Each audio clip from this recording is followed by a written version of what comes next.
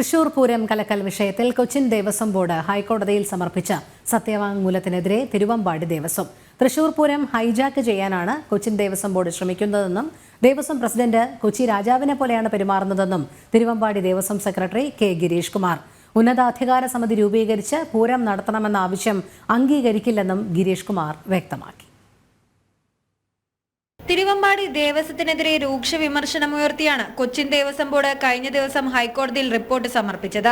പൂരം അലങ്കോലമായതിന്റെ പ്രധാന കാരണം തിരുവമ്പാടി ദേവസ്വത്തിന്റെ ആവശ്യമല്ലാത്ത സമ്മർദ്ദമാണെന്നും പൂരം നടത്തിപ്പുമായോ തിരുവമ്പാടി ദേവസ്വവുമായോ ബന്ധമില്ലാത്തവരെ ചർച്ചയിൽ കൊണ്ടുവന്നെന്നും റിപ്പോർട്ടിൽ പറഞ്ഞിട്ടുണ്ട്. വരും വർഷത്തെ പൂരം നടത്തിപ്പിന് ഉന്നതാധികാര സമിതി വേണമെന്നും കൊച്ചിൻ ദേവസ്വം ബോർഡ് റിപ്പോർട്ടിൽ ആവശ്യപ്പെട്ടിട്ടുണ്ട്. ഇതിനെതിരെയാണ് തിരുവമ്പാടി ദേവസ്വം രംഗത്തെത്തിയത്.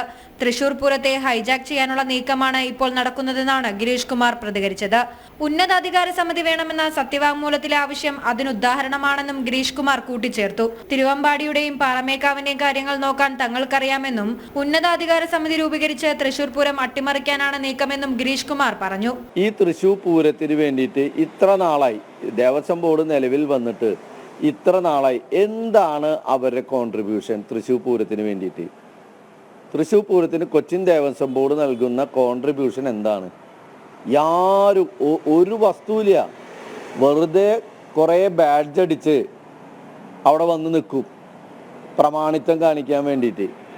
ഞാൻ കൊച്ചി മഹാരാജാവാണ്, കൊച്ചി മഹാരാജാവിൻ്റെ തീരുമാനങ്ങൾ നടപ്പിലാക്കണം. ബഹുമാനപ്പെട്ട മുഖ്യമന്ത്രി പറഞ്ഞതൊന്നും അദ്ദേഹത്തിന് ഒരു പെർസെന്റ് പോലും വിലയില്ലാണ്ടാണ് അദ്ദേഹം മുന്നോട്ട് പോകുന്നത്. കൊച്ചിൻ ദേവസ്വം ബോർഡ് നീക്കത്തിൽ പ്രതിഷേധിച്ച് ഹൈന്ദവ സംഘടനകളും രംഗത്തെത്തിയിട്ടുണ്ട്. ജനം, തൃശൂർ.